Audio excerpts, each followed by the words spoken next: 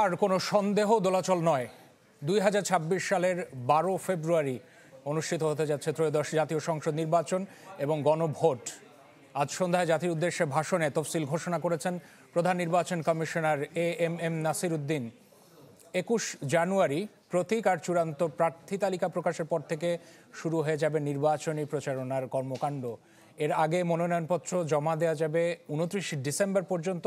CEC প্রত্যাশা করে বলেছেন যে কমিশনের হারানো ভাবমূর্তি উদ্ধারে এই ভোট হবে একটি মাইল ফলক।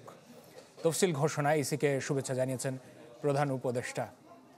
নতুন এবং ফিরে আসা গ্রাহকদের জন্য নগদে চলছে ক্যাশব্যাক সহ প্রতিদিন হাজারো উপহার জেতার সুযোগ। হবে আশা আর ফেরা, সারপ্রাইজ সেরা। 16 বছরের ফ্যাসিবাদে হারিয়ে যাওয়া গণতন্ত্র পুনরুদ্ধারের যে ঐতিহাসিক সূচনা হয় 2024 সালের 5 আগস্ট, গত 16 মাস ধরে তা থেকেছে অনিশ্চয়তার দোলাচলে। নতুন বাংলাদেশ গড়ার একরাশ আকাঙ্ক্ষা আর সীমাহীন রাজনৈতিক অবিশ্বাসের মাঝামাঝি দাঁড়িয়ে অবশেষে ঘোষণা করা হলো ত্রয়োদশ জাতীয় নির্বাচনের তফসিল। এবার জাতীয় সংসদ নির্বাচন ও গণভোট একই দিনে অনুষ্ঠিত হবে। বৃহস্পতিবার সন্ধ্যায় আপাতত অনিশ্চয়তার ইতি টেনে জাতির উদ্দেশ্যে ভাষণ দিলেন প্রধান নির্বাচন কমিশনার।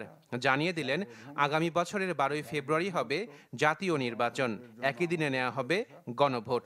2026 সালের ফেব্রুয়ারি মাসের 12 তারিখ রোজ বৃহস্পতিবার 300 আসনে ত্রয়োদশ জাতীয় সংসদ সাধারণ নির্বাচন এবং একই সাথে জুলাই জাতীয় সনদ সংবিধান সংস্কার বাস্তবায়ন আদেশ 2025-এর উপর গণভোট অনুষ্ঠিত হবে।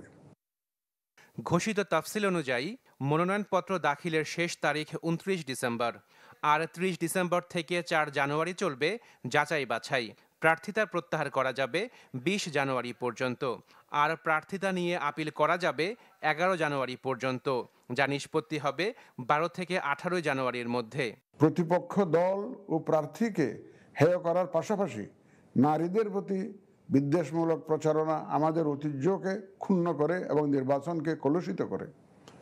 দেশের প্রচলিত আইন অনুযায়ী এসব রোধে প্রয়োজনীয় ব্যবস্থা গ্রহণ করা হবে। প্রধান নির্বাচন কমিশনার জানান, বহু কাঙ্ক্ষিত নির্বাচনের প্রচারণা চালানো যাবে 22 জানুয়ারি থেকে 10 ফেব্রুয়ারি সকাল 7:30 পর্যন্ত।